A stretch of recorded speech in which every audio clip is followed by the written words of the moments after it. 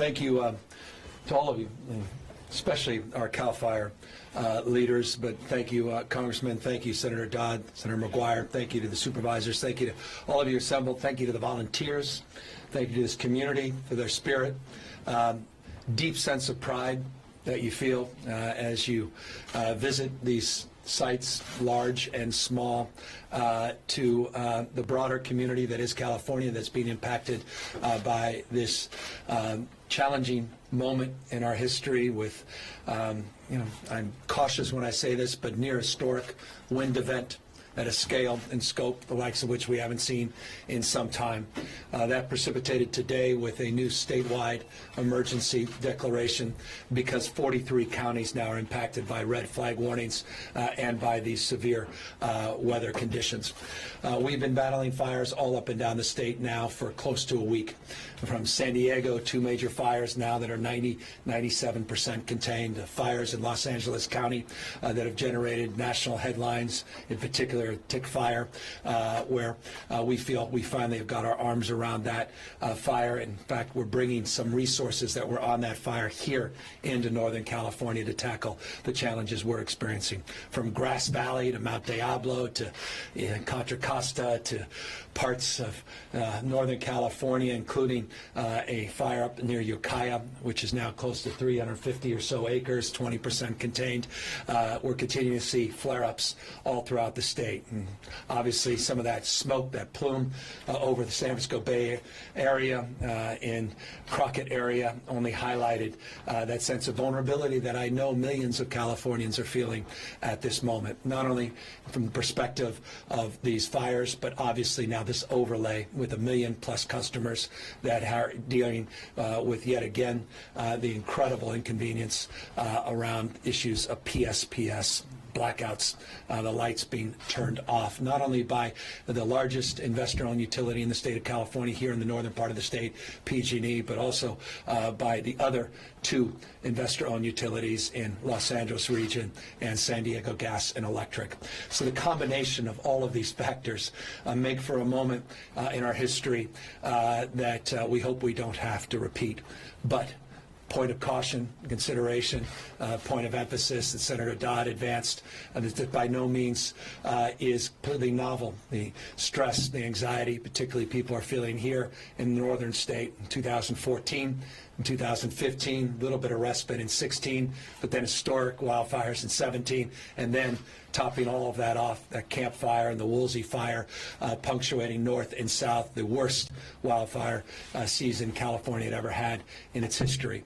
And while we began this year feeling some confidence, we invested over $1 billion of new emergency preparation, new equipment, new suppression strategies, pre-positioning of assets. There was a sense of confidence as we moved through July, August, September, into October, hoping that we'd actually make it through. But what is inevitable this time of year is what we're experiencing this time of year: winds. The Diablo winds in the northern part of the state, the Santa Ana winds in the southern part of the state, combined with low humidity, create these conditions and spark this kind of anxiety. But that spark often happens, but it doesn't usually happen at the scale unless transmission lines and utilities are involved. And it goes without saying, in the spirit of the recognition from the congressman that we have a lot of work to do to underground our wires, to harden our equipment, to continue our vegetation management and forest management, to make sure we address this sense of vulnerability head on and to hold our utilities accountable, particularly Pacific Gas and Electric. As many of you know, we began the year in earnest trying to tackle these issues, not only with historic investments, not only by pre-positioning assets, but by getting money out in our communities. We passed a piece of legislation. I'm grateful to the leadership leadership behind me that provided $50 million for communities large and small to begin their emergency planning efforts. We initiated a series of efforts that led to $75 million appropriation that I was able to get out the last few days to help support emergency planning efforts, backup efforts, and supplement the state and federal efforts. $26 million to the counties, $10 million directly to the cities, including tribal lands in the state of California. The executive order, the emergency declaration today, will provide additional capacity to provide access to resources, be it unemployment insurance, a deal with tax-related issues at the Franchise Tax Board so people won't be penalized and fined, providing resources to allow for contracts to be procured in a more expedited manner, as well as providing more equipment to come into the state without the usual paperwork attached to it, as well as backup generation and equipment that doesn't have to necessarily go through some of our air quality standards because of the acuity of this moment. So that's what that declaration will provide. In addition, we have been blessed, and I want to once again thank the Trump administration and FEMA for their quick response and support with what we refer to as FMAG, the federal declaration that allows reimbursements and allows us to have the confidence that we can scale our efforts in a way where resources are secondary to the immediate needs of our community. So thank FEMA for all their extraordinary work. I want to as well thank OES, our Office of Emergency Services. We began the day there at Camp Mather, all hands, all of our federal partners in addition to FEMA, but also the local men and women in uniform. Not only the mutual aid, the firefighters, but also the sheriffs, the remarkable work of our public safety officers, local law enforcement, as well as the California Highway Patrol. Here's where we are. Here's where we need to go. Let me be precise. Kincade Fire remains the most stubborn challenge that we face and is immediately of top priority and focus. Over 3,000 individuals are working just on the Kincade Fire. It currently is no longer 10% contained. It has slipped a little bit only because of now the scope and size. It's now north of 50,000 acres. It was last advertised around 35,000 acres and 10% contained. What we're trying to do, it skipped Highway 128. We're trying to hold the line at Highway 101 in and around the towns of Windsor. I'm the mayor of Windsor here, and I just want to thank him and Vice Mayor and the incredible resiliency that they have placed. He slept not a wink, and I just want to thank him for working so hard behind the scenes and all your incredible work that is not unnoticed by all of us and your community and the town of Healdsburg. We're doing everything we can to hold the line there and protect those structures and continue to make sure people that were supposed to be evacuating have evacuated. Go means go. When we call for an evacuation, evacuate. And we've evacuated close to 180,000 people, plus or minus. And people are being evacuated all throughout the northern part of the state. I have visited a number of shelters throughout the day, not here only in Petaluma, but down in Nevada, where we visited some of the hospitals, as Kaiser up here, the veterans up here, Veterans Memorial Hospital and Regional Hospital have all had to disperse their patients throughout the region. And we want to make sure that we're protecting the most vulnerable, and I think we're doing justice to that cause. But again, this is an imperfect process, and we want to fill in blanks where we are falling short. Communication always remains an issue. I was in American Canyon yesterday in a mobile home park.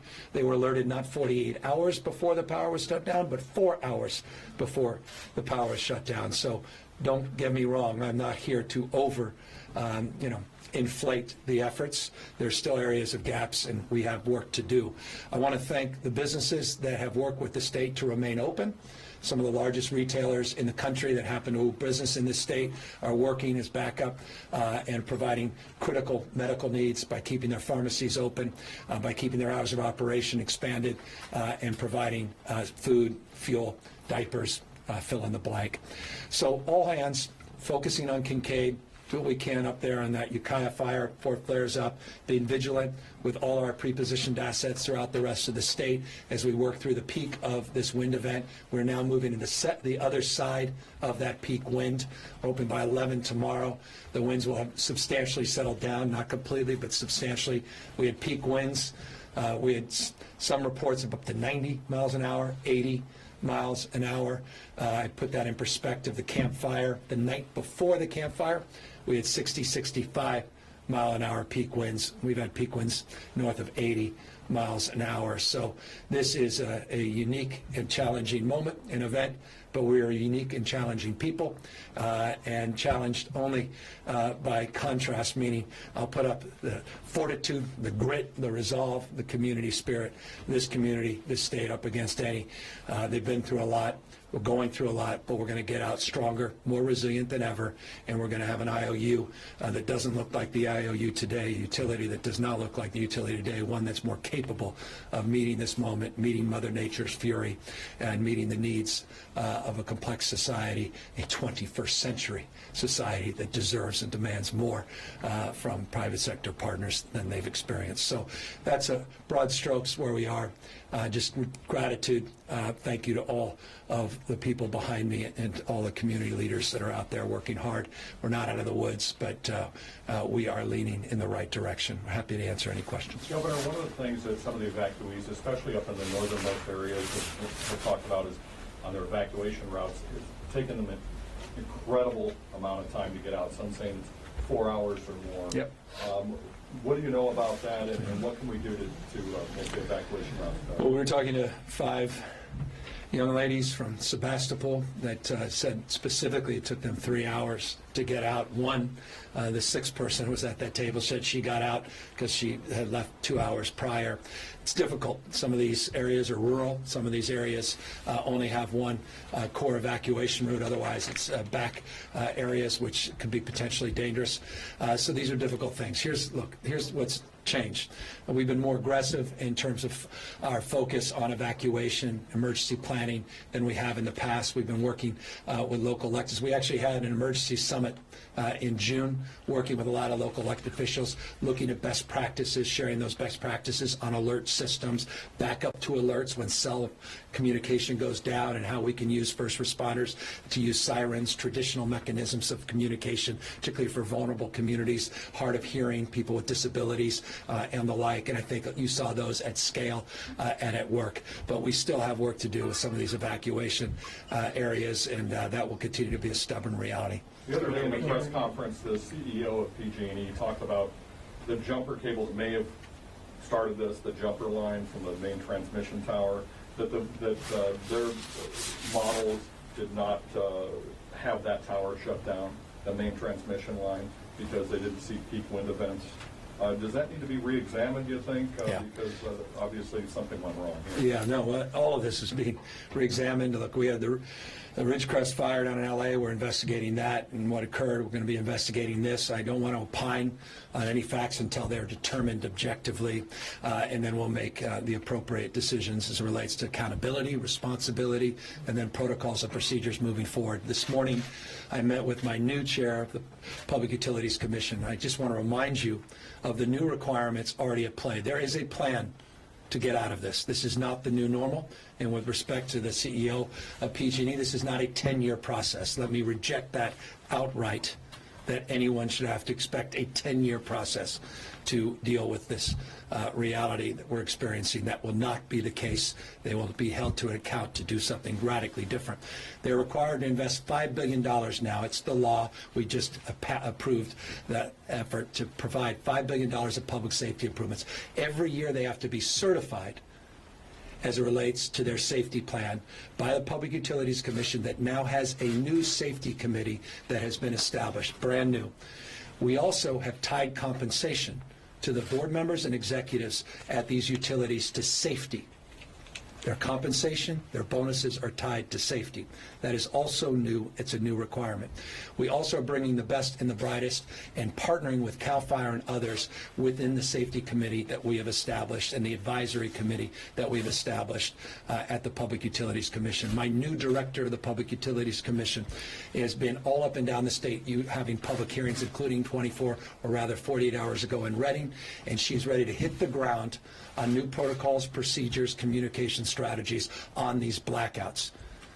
We will not bail out PG&E, but the protocols and procedures are being scrutinized and accountability will be advanced. And I continue to demand of PG&E to compensate people for this disruption, for the loss, and we will do everything in our power, formal and moral authority that is afforded us to make sure that they do the right thing for their customers. Governor, we're hearing that there is a language barrier apparently outside, that there are people not willing to come in because there's nobody there really explaining them anything, particularly Latinos. Is there anything that's being done? Yes, and I appreciate that, and we have these flyers, and we are doing our best to be in a culturally competent way to communicate. I just met with a number of those leaders.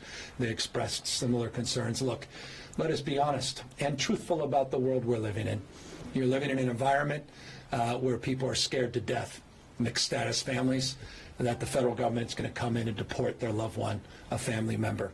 It is remarkable that in emergencies like this, people still feel that way and are unwilling at times to provide their identification to people that are there to help them.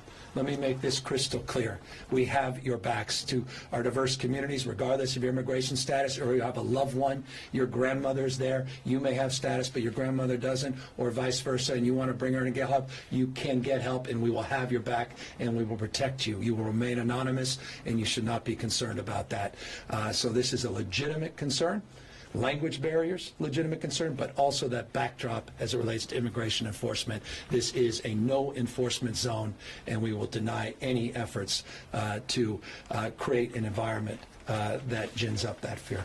What are our flyers, just really quick? These are just, we're handing out these flyers, and there are a number of community leaders here representing our diverse communities that are making sure they engage folks that are sleeping in their cars in parking lots next to shelters that can be taking care of them, but are scared to death to walk 25 feet because, quote unquote, the government is inside that building. This is serious stuff, and it's just another byproduct of what is going on and going wrong at the White House. And I wish the President of the United States would do the right thing and talk in terms of these kinds of conditions and emergencies and express that these are zones of safety and sanctuaries in language people can understand, where people shouldn't be concerned. Governor, you mentioned that this emergency declaration opens the door for more resources to come in from out of state. I'm wondering if you've had any conversations with people outside of California about bringing other resources in. And also you mentioned $1 billion in money towards trying to improve with additional assets. And are you anticipating that after this that you're going to have an equal number or equal need to continue that kind of investment? We'll continue that investment until we address this challenge. It's not acceptable. We won't, we're not going to give up until we're done. And we'll continue to do historic investments in appropriate vegetation management, appropriate forest management. We'll continue to work with our federal partners, of which 57% of the forested land in California is federal land. They've been cutting their forest management budget. At the same time, they've been moralizing about our lack of investment, which has been unprecedented and historic. Forgive me for that editorial. Number two, we'll continue to do more on pre-positioning. One of the big stories, and I appreciate Senator McGuire's reference of this Kincade Fire, was the pre-positioning that we had already put in place. Over 101 pre-positioned engines have been placed all throughout the state of California. New teams, including ambulance strike teams, that have all been pre-positioned and have aided and helped with some of our evacuation efforts. And I think things would have gotten much worse had we not pre-positioned those assets. And we now are looking to potentially annualize those investments beyond just this year's appropriation. $109 million of new appropriation went to new Black Hawk helicopters. We were getting 12 of those. The first one came into the state last week and has been retrofitted. So we have evening, nighttime suppression capacity. 7 C-130s are also coming under the CAL FIRE flag. We're doing more technology as it relates to cameras. You saw the early flash that came here out of the Kincade, that came from one of those cameras that allowed people to quickly respond. We're doing hundreds of cameras. The state put money in their budget, and the IOUs have increased their investment in cameras. New LiDAR technology, new radar technology, new satellite technology, new drone technology, new machine learning, and new modeling, unprecedented modeling on weather that allow us to predict weather patterns well in advance so we can pre-position assets. Forgive me for being long-winded, but I want to be precise so people understand the totality of what we are trying to achieve and the approach we're trying to take. And we are just getting going. I've been here just 9 months, not 9 years, not 19 years. We own this, but we're going to own the future. We're going to address this issue, and we're going to take advantage of all the resources, including, forgive me for long-windedness, the first part of your question, federal resources to help in these efforts. And as I said, nothing we've asked from the federal government has been denied, and I want to thank again FEMA and the administration for not playing politics with those appropriations. Governor, you heard from at least one person there who was unhappy that you live so far from the fire. Yeah. You still got a mandatory evacuation. Do you think that how broad these evacuations were, did that save lives? And what is your message to No question, the evacuation saved lives. Not even. the fact that it was so large? Hey, these guys are experts, world class. Politicians, we're neither world class or experts. And I listen to the experts. These guys have been at it for years and years. They understand the vagaries of Mother Nature and her fury. As wind conditions can change, humidity conditions can change, things can change on a dime. And you know what? We're not here to dream of regretting. And while that individual, I met with him, breaks my heart that he's sitting there with all kinds of medical condition and need, but you know what? He's getting world-class support right now. And for him to be vulnerable and alone in a community when we're just 5% contained in this fire, you can look at satellite, I'm glad he's here. And I'm sorry, and I totally, deeply regret that he's feeling that anxiety, and I understand it and I respect it. But I also respect these guys. Listen to the men and women in uniform. They're the experts. Go means go. Governor, you had mentioned 180,000 evacuees, which I took to be a statewide number. Do we know Yes. the number of fires statewide at this point? And can you put this in perspective? I'm thinking back to 2008, the firestorm then, as far as not destruction, but the breadth of this compared to some of those previous statewide disasters. What's so interesting about your question is potentially my response. Because it's completely counter to the feeling that we all have at the moment. The fires we're experiencing are not completely abnormal, even by historic standards. There's been a bunch of flare-ups in the last 24 hours, but the fires we've had this last week around this time of year, San Diego fires, the LA fires with the Santa Anas coming up, aren't completely out of the ordinary. The acuity, the ferocity of this Kincade, obvious, separate and above. But what makes this moment so different is the power shutoffs that overlay it. And that's where, obviously, people are feeling even more stress. As it relates to the number of fires, look, they had a Grass Valley fire where our phones lit up, and we're walking over, and you feel like you've gotten your arms around that. The Diablo fire, which was out in the middle of nowhere, 20 acres, you guys got to that quickly. You got to that call that got, or rather the fire near CSU, and you were able to knock that down. I mean, these guys are doing amazing work. Even the fire, Grass Valley fire, the fire up near Ukiah, it was 250 acres, now 350, but it was 0% contained an hour and a half ago. Now you're up to 20% contained. I can't believe I'm answering a question that you can answer so much better. So can you come up here, fill in the blank, and do more justice to the number of fires that are being sparked across the state? So my name's Mike Bradley. I'm the Northern Region Chief for Cal Fire. We're a little bit below the normal amount of fires for this time of year, but like the governor said, this is very typical. We will see more starts, but we won't see the growth, I don't think, as much because of our pre-positioned resources, not only from CAL FIRE, but from Cal OES, from local government. We're constantly shifting resources around, so we'll be more successful. And you've seen that today by having smaller fires, and we do have one large fire taking a lot of resources. So it's counter to, again, the way people are feeling, the way, perhaps even the way we're approaching things, but we're taking nothing for granted is the point. We're being as aggressive as we've ever been. There's no passivity here. And again, the overlay of these power shutoffs legitimately create conditions and environment that's even more anxiety-inducing and potentially life-threatening. And I'm not naive about that. I was just at a Novato hospital working with the hospital administration to get backup oxygen tanks, of which they're having a hard time procuring for people that are in their homes but don't have electricity. And as the electricity continues to go out, or rather remain out, those concerns increase. And that's why we are just getting started, and we have an enormous amount of work to do in the next 3 or 4 days until all the power is restored. All right, last question. All right, thanks, everyone. That was good. Silence. Take advantage. Great job.